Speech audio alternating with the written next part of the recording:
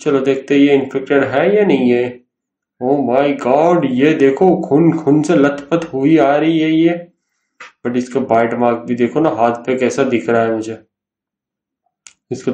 भाई इतना ज्यादा बाइट मार्क, भाई ये तो पक्का जाएगी लिक्विडेशन में।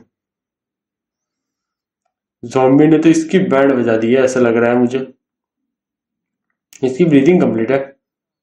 अब इसका टेम्परेचर देखने दो मुझे।